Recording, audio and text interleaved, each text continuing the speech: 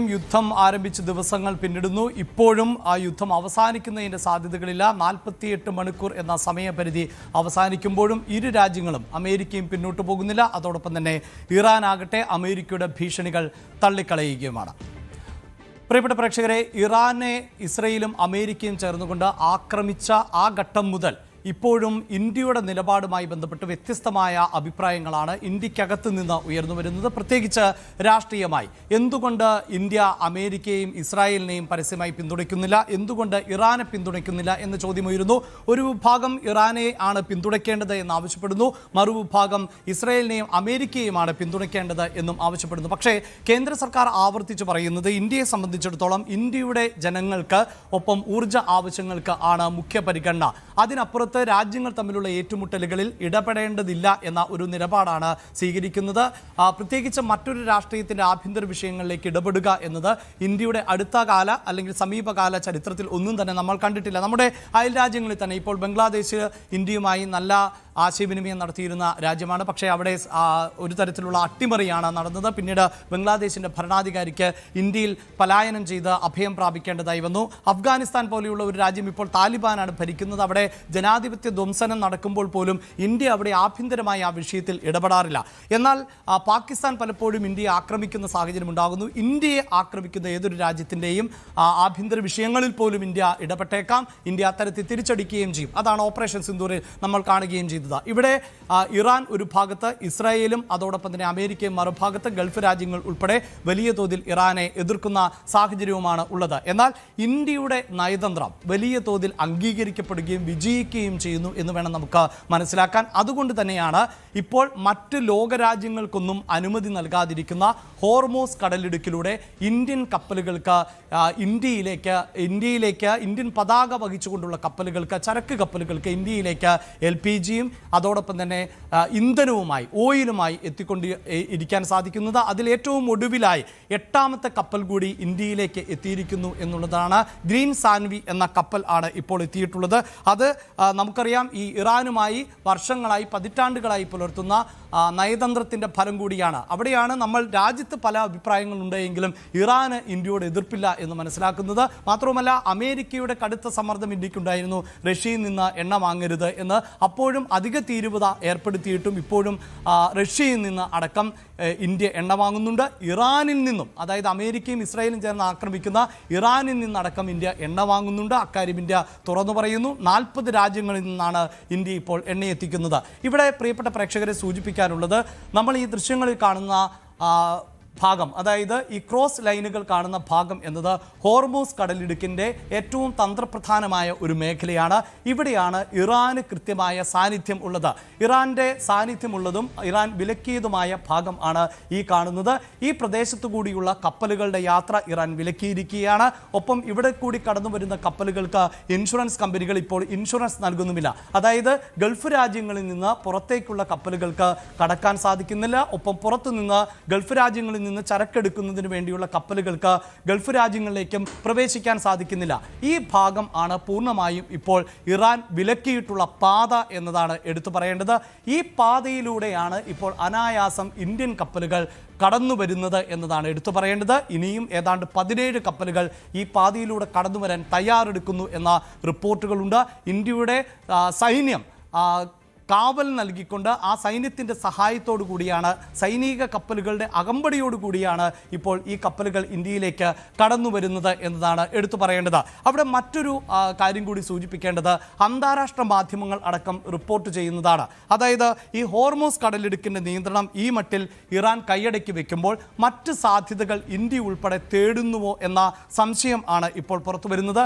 ആ സംശയം ഈ കപ്പലുകളുടെ നീക്കവുമായി ബന്ധപ്പെട്ട ചില ഡേറ്റകളുടെ അടിസ്ഥാനത്തിൽ ആണ് എന്ന് പ്രേക്ഷകരെ ഓർമ്മിപ്പിക്കട്ടെ. ഇത് സാങ്കേതികമായി ഇന്ത്യയോ അല്ലെങ്കിൽ മറ്റു രാജ്യങ്ങളോ സ്ഥിരീകരിച്ചിട്ടില്ല എന്നതും വസ്തുതയാണ്. അതായത് ഓട്ടോമാറ്റിക് ഐഡൻറ്റിഫിക്കേഷൻ സിസ്റ്റം ഡേറ്റകളെ ഉദ്ധരിച്ചുകൊണ്ടാണ് ഈ വാർത്ത ഇപ്പോൾ പുറത്തു വരുന്നത്. പ്രേക്ഷകരുടെ ശ്രദ്ധയിലേക്ക്, അതായത് ഈ കാണുന്ന ലൈനുകൾ എന്നത് കപ്പലിൻ്റെ സഞ്ചാര പദ്ധതിയാണ് സൂചിപ്പിക്കുന്നത്. അതിൽ തന്നെ പ്രേക്ഷകരുടെ ഏറ്റവും ശ്രദ്ധ കൊണ്ടുപോകുന്നത് നിലവിൽ ഇറാൻ്റെ അനുമതിയോട് കൂടിയിട്ടുള്ള ഹോർമൂസ് കടലിടുക്കിലൂടെ കാണുന്ന ഈ പാതയാണ് ഏറ്റവും പ്രധാനപ്പെട്ടത്. ലോകരാജ്യങ്ങൾക്കെല്ലാം അംഗീകരിക്കപ്പെട്ടിട്ടുള്ളത് ഈ പാതയാണ് എന്നതാണ് എടുത്തു പറയേണ്ടത്. അതായത് ഇറാൻ അപ്രൂവ് ചെയ്തിട്ടുള്ള റൂട്ടാണ്. ഇതിലൂടെയാണ് സാധാരണ ദിനം പ്രതി 100 കണക്കിന് കപ്പലുകൾ കടന്നു വരുന്നത്. അതിൽ തന്നെ എടുത്തു പറയേണ്ടത് ഇറാന്റെ തീരത്തിനോട് ചേർന്ന് നമുക്ക് 1-2 ദ്വീപുകൾ കൂടി കാണാൻ സാധിക്കുന്നുണ്ട്. അതിലേറ്റവും പ്രധാനപ്പെട്ട ദ്വീപ് ഈ കാണുന്ന ഖാർഗ് ആണ്.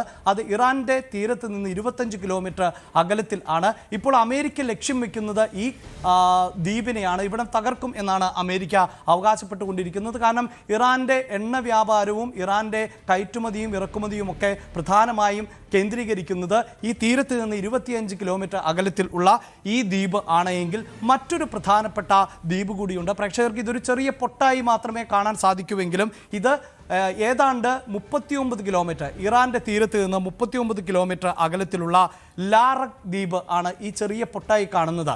അതായത് ഈ ലാറക് ദ്വീപ് എന്നത് തന്ത്രപ്രധാനമാകുന്നത് ആ ദ്വീപിൽ നിന്നുകൊണ്ട് ഇറാന് മറ്റ് ഇടങ്ങളിലേക്ക്, പ്രത്യേകിച്ച് ഈ ഹോർമോസ് കടലിടുക്കിലൂടെ കടന്നു പോകുന്ന കപ്പലുകളെ അടക്കം നിരീക്ഷിക്കാനും അതിനെ ആക്രമിക്കാനും പിടിച്ചു വെക്കാനും സാധിക്കും എന്നുള്ളതാണ്. അപ്പോൾ ഈ പാത ഇപ്പോൾ അപകടകരമാകുന്ന സാഹചര്യത്തിൽ ഇന്ത്യ ഉൾപ്പെടെയുള്ള രാജ്യങ്ങൾ മറ്റ് ചില പാതകളിലൂടെ കപ്പലുകൾ കടത്തിക്കൊണ്ടുവരുന്നു എന്നാണ് അന്താരാഷ്ട്ര മാധ്യമങ്ങൾ ഈ ഡേറ്റയുടെ അടിസ്ഥാനത്തിൽ പറയുന്നത്. അങ്ങനെയുള്ള 4 കപ്പലുകൾ പുതിയ തീരത്തുകൂടി പാസ് ചെയ്ത് കഴിഞ്ഞിരിക്കുന്നു എന്നുള്ളതാണ്. ഇവിടെ ഇതാ 3-4 ലൈനുകൾ നിങ്ങൾക്ക് കാണാൻ സാധിക്കും. അതിൽ തന്നെ 3 ഷിപ്പുകൾ ഏറ്റവും എടുത്തു പറയേണ്ടതാണ്. അതിൽ ഒരു ഷിപ്പ് ഹബ്രൂട്ട് എന്ന ഷിപ്പാണ്, മറ്റൊരു ഷിപ്പ് ദാൽകൂട്ട് എന്നതാണ്.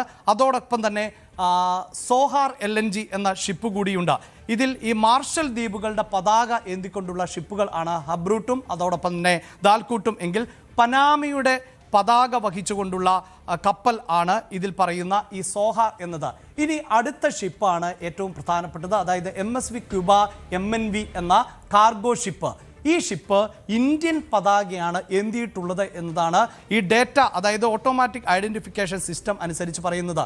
നമ്മൾ മനസ്സിലാക്കുന്നിടത്തോളം ഇതാ ഈ ദുബായ് തീരത്ത് നിന്ന് ചരക്ക് കയറ്റിക്കൊണ്ടുള്ള ഇന്ത്യൻ കപ്പൽ സഞ്ചരിച്ച പാതയാണ് ഇത് എന്നാണ് നമ്മൾ അനുമാനിക്കുന്നത്.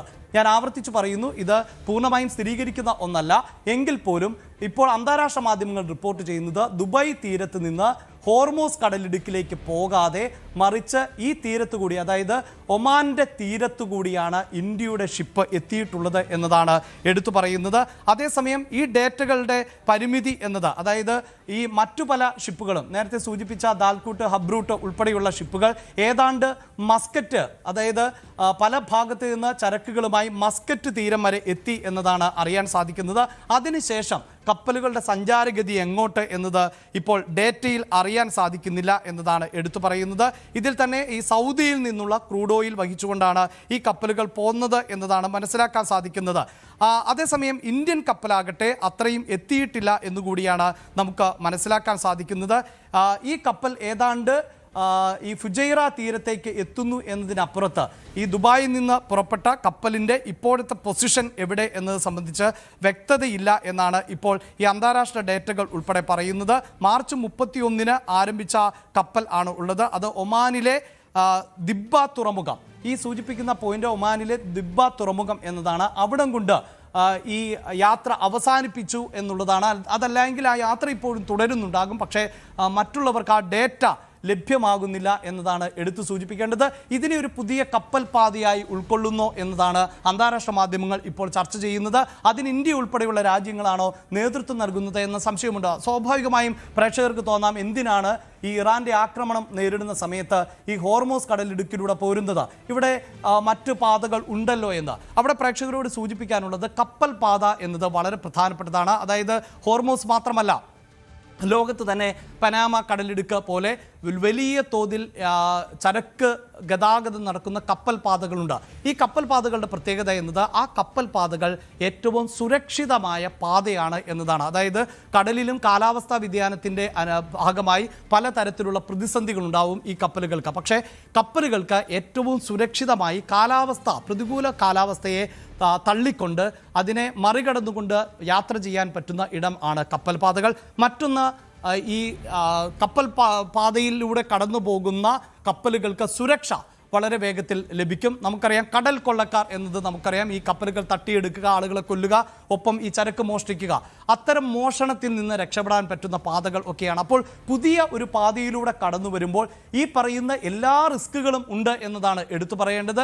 അതായത് സുരക്ഷാ പ്രശ്നങ്ങൾ ഉണ്ടാകും, പ്രകൃതിയുടെ കാലാവസ്ഥയുടെ അനുകൂലമല്ലാത്ത സാഹചര്യം ഉണ്ടാകാം, ഒപ്പം പുതിയൊരു തീരത്തു കൂടി കടന്നു പോകുമ്പോൾ ആ രാജ്യങ്ങൾ മോണിറ്റർ ചെയ്യുന്ന സാഹചര്യം ഉണ്ടാകാം, കടൽ കൊള്ളക്കാരാൽ ആക്രമിക്കപ്പെടാം. അങ്ങനെയുള്ള സാധ്യതകളൊക്കെ ഉള്ളപ്പോഴാണ് പുതിയ പാത എന്നത് ഏറെ സങ്കീർണമാകുന്നത്. എന്തു തന്നെയാണെങ്കിലും ഇന്ത്യ അത്തരത്തിൽ ഒരു പാതയിലൂടെ സഞ്ചരിക്കുന്നു എന്നതാണ്. ഇനി എന്തുകൊണ്ടാണ് ഇന്ത്യ ആ പാത തെരഞ്ഞെടുക്കുന്നത് എന്നതുകൂടി നമുക്കൊന്ന് നോക്കാം. ഞാൻ നേരത്തെ ഒരു പൊട്ടുപോലെ എന്ന് സൂചിപ്പിച്ച ഐലൻഡ് ആണ് ഈ ലാറക് ഐലൻഡ് എന്നത്. ഈ ലാറക് ഐലൻഡിനും അതോടൊപ്പം തന്നെ ഇറാൻ്റെ തീരത്തും ഭാഗത്തു കൂടിയാണ് ഇത് കടന്നു പോകുന്നത്. അതിൽ തന്നെ മറ്റൊരു പ്രധാനപ്പെട്ട ഐലൻഡുണ്ട്. അവിടുത്തെ നേവൽ ബേസിനെ അടക്കം ഈ അമേരിക്ക ആക്രമിച്ച ഒരു സാഹചര്യം ആണ് ഉള്ളത്. യഥാർത്ഥത്തിൽ ഇതാണ് ആ നേവൽ ബേസ്. അതിനെ കുറച്ചുകൂടി വിപുലീകരിച്ച ഇമേജ് ആണ് നമുക്ക് കാണാൻ സാധിക്കുന്നത്. ഇങ്ങനെ ഇറാൻ്റെ ദ്വീപ സമൂഹങ്ങളെ അടക്കം അമേരിക്ക ആക്രമിച്ചുകൊണ്ടേയിരിക്കുന്നു, ഇസ്രായേലും ആക്രമിച്ചുകൊണ്ടേയിരിക്കുന്നു. ഈ ആക്രമണത്തിൻ്റെ ലക്ഷ്യം തെറ്റിയാൽ പോലും ഈ പറയുന്ന ഹോർമൂസ് കടലിടുക്കിലൂടെ, അതായത് ഇറാൻ അംഗീകരിച്ചിട്ടുള്ള ഷിപ്പിംഗ് റൂട്ടിലൂടെ കടന്നു വരുന്ന കപ്പലുകൾക്ക് അപകടം സംഭവിച്ചേക്കാം. അതുകൊണ്ട് കൂടിയാണ് ഇപ്പോൾ ഇന്ത്യ മറ്റൊരു പാത തുറക്കുന്നത്. എന്നാൽ ഇങ്ങനെയൊരു സാധ്യതയെ യഥാർത്ഥത്തിൽ ഇറാനും മുന്നിൽ കാണുന്നുണ്ട്. അതായത് ഇറാൻ്റെ പ്രധാനപ്പെട്ട പാതയ്ക്ക് പകരം മറ്റൊരു പാത തെരഞ്ഞെടുത്താൽ അത് ഇറാന് ഭീഷണിയാകും എന്നത് വളരെ കൃത്യമായി ഇറാൻ മനസ്സിലാക്കുന്നുണ്ട്.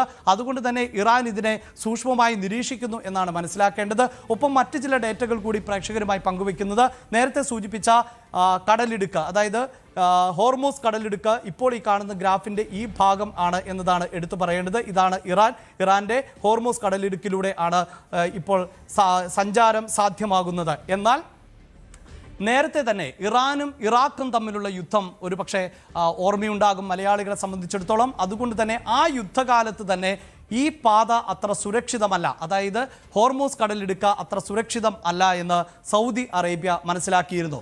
അതുകൊണ്ട് തന്നെയാണ് സൗദി അറേബ്യ ആ രാജ്യത്തിൻ്റെ കിഴക്ക് അറ്റം മുതൽ പടിഞ്ഞാറേ അറ്റം വരെ ഒരു എണ്ണ പൈപ്പ് ലൈൻ രൂപീകരിച്ചിട്ടുള്ളത്. ഈ കാണുന്ന ദൃശ്യങ്ങളിൽ കാണുന്ന എണ്ണ പൈപ്പ് ലൈൻ എന്നത് സൗദി അറേബ്യയെ സംബന്ധിച്ചിടത്തോളം ഏറ്റവും വളരെ പ്രധാനപ്പെട്ടതാണ്. സൗദിയുടെ ഈസ്റ്റ് വെസ്റ്റ് ഭാഗങ്ങളെ തമ്മിൽ ബന്ധിപ്പിക്കുന്ന, അതായത് ഇന്ധനം ഒരു ഭാഗത്ത് നിന്ന് വളരെ വിചിത്രമായ അല്ലെങ്കിൽ നമുക്ക് അവിശ്വസനീയമാകുന്ന ഒരു പൈപ്പ് ലൈൻ എന്ന് തന്നെ പറയാം. കാരണം 1200 കിലോമീറ്റർ പൈപ്പ് ലൈനിലൂടെയാണ് ഈ ഇന്ധനം എത്തിക്കുന്നത്. രാജ്യത്തിൻ്റെ ഒരു ഭാഗത്ത് നിന്ന് അടുത്ത ഭാഗത്തേക്ക് ഇന്ധനം ഇങ്ങനെയാണ് എത്തിക്കുന്നത്. ഇതിന് കാരണം എന്നത് ഈ ഹോർമൂസ് കടലിടുക്ക് ഭീഷണിയാകുന്ന സാഹചര്യത്തിൽ ചെങ്കടലിലൂടെയുള്ള ഗതാഗതം സാധ്യമാകും എന്നതാണ്. അപ്പോൾ സൗദി അറേബ്യ ഉൾപ്പെടെയുള്ള രാജ്യങ്ങൾക്ക് ഈ ഹോർമൂസ് കടലിടുക്ക് ഭീഷണിയാണെങ്കിൽ പോലും അവരുടെ തീരത്ത് നിന്ന്, വെസ്റ്റ് തീരത്ത് നിന്ന് ഈസ്റ്റിലേക്ക് ഈ എണ്ണ പൈപ്പ് ലൈൻ വഴി എണ്ണ എത്തിക്കുകയും അവിടെ നിന്ന് തീരങ്ങൾ മുഖേന കയറ്റി അയക്കുകയും ചെയ്യാൻ പറ്റുന്ന ഒരു സാഹചര്യമുണ്ട്. ഇതിനെ വളരെ കൃത്യമായി, അതായത് ഈ സാഹചര്യത്തെ വളരെ കൃത്യമായി ഇറാൻ മോണിറ്റർ ചെയ്യുന്നു എന്നതാണ് എടുത്തു പറയേണ്ടത്.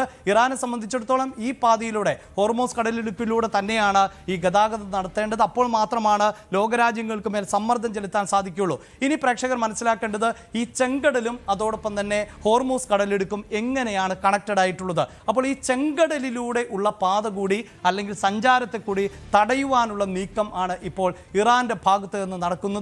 ആ ചിത്രമാണ് ഈ കാണുന്നത്. അതായത് ഇറാൻ ഹോർമൂസ് കടലിടുക്ക് പ്രധാന സമുദ്രത്തിലേക്ക് ചേരുന്ന ഭാഗമാണിത് എങ്കിൽ മറിച്ച് മറുഭാഗത്ത് ചുവന്ന കടൽ, ചെങ്കടലിലൂടെ വരുന്ന പാതയാണ് ഈ കാണുന്നത്. അപ്പോൾ സൗദി അറേബ്യയുടെ നേരത്തെ പൈപ്പ് ലൈനിലൂടെ ബന്ധിച്ച ഭാഗം ഇതാണ് എങ്കിൽ അവിടെ നിന്ന് ചരക്കുകൾ ഈ ചെങ്കടലിലൂടെ പുറത്തേക്ക് എത്തിക്കാൻ സാധിക്കും എന്നുള്ളതാണ്. ഈ സാധ്യതയെ ഇറാനും കാണുകയാണ്.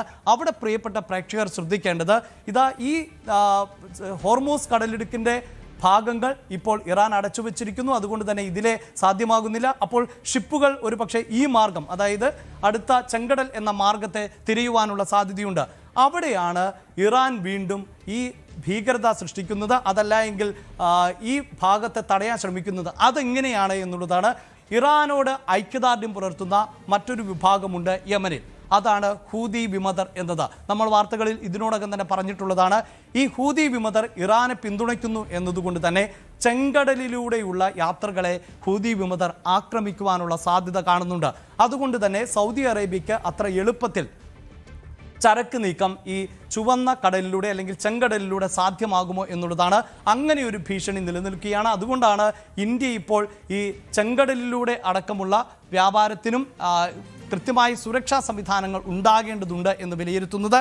ഇങ്ങനെ ഭൗമരാഷ്ട്രീയം മാറിമറിയുന്ന അല്ലെങ്കിൽ കടലിലൂടെയുള്ള കടത്ത്, അത് എണ്ണക്കടത്ത്, ചരക്ക് കടത്ത് ആയിക്കൊള്ളട്ടെ, അതിൽ ഒക്കെ വലിയ തോതിലുള്ള ഭീഷണി ഉണ്ടാകുന്ന സാഹചര്യത്തിൽ തന്നെയാണ് നേരത്തെ സൂചിപ്പിക്കുന്നത് പോലെ ഒമാൻ തീരത്തിനോട് ചേർന്നുകൊണ്ട് ചെങ്കടലിന് പകരമായി ഒപ്പം ഹോർമൂസ് കടലിടുക്കിലെ ഇറാന്റെ ഭാഗത്തെ ഒഴിവാക്കിക്കൊണ്ടുള്ള പുതിയ പാതയിലേക്ക് ഇന്ത്യ ഉൾപ്പെടെയുള്ള ചില രാജ്യങ്ങൾ കടക്കുന്നത് എന്ന് വേണം നമുക്ക് അനുമാനിക്കാൻ. അത്തരത്തിലാണ് ഇപ്പോൾ അന്താരാഷ്ട്ര മാധ്യമങ്ങൾ ഡേറ്റകളുടെ അടിസ്ഥാനത്തിൽ റിപ്പോർട്ട് ചെയ്തുകൊണ്ടിരിക്കുന്നത്. പക്ഷേ ഹോർമൂസ് കടലിടുക്ക് തുറക്കണം എന്ന് തന്നെയാണ് ഇന്ത്യ നിരന്തരമായി ആവശ്യപ്പെട്ടുകൊണ്ടിരിക്കുന്നത്. കാരണം കടലിടുക്ക് എന്നത് അല്ലെങ്കിൽ ഈ പാത എന്നത്, അതായത് ചരക്ക് പാത എന്നത് ഏതെങ്കിലും ഒരു രാജ്യത്തിൻ്റെ പ്രത്യേകമായ അവകാശത്തിൽ വരുന്നതല്ല, മറിച്ച് അത് എല്ലാ രാജ്യങ്ങൾക്കും സഞ്ചരിക്കാൻ പറ്റുന്ന തരത്തിൽ തുറന്നു നൽകണം എന്നതാണ് ഇന്ത്യയുടെ നിലപാട്. അതുകൊണ്ട് തന്നെ ആ നിലയിൽ, അതായത് ഇന്ത്യയുടെ നിലപാടുകൾ ഇനിയുള്ള ദിവസങ്ങളിൽ ഐക്യരാഷ്ട്രസഭയിൽ അടക്കം ഈ വിഷയം സജീവമായി ചർച്ച ചെയ്യപ്പെടുമ്പോൾ എന്ത് നിലപാടായിരിക്കും ഇന്ത്യ സ്വീകരിക്കുക എന്നതാണ് ഇനി പ്രധാനപ്പെട്ടതാകാൻ പോകുന്നത്. അതുകൊണ്ട് തന്നെ ലോകരാഷ്ട്രങ്ങൾ ഒന്നടങ്കം ഇന്ത്യയുടെ നിലപാടിനായി കാത്തിരിക്കുകയാണ്. കൂടുതൽ വാർത്തകൾക്ക് news 18 Keralam YouTube channel subscribe ചെയ്യുക.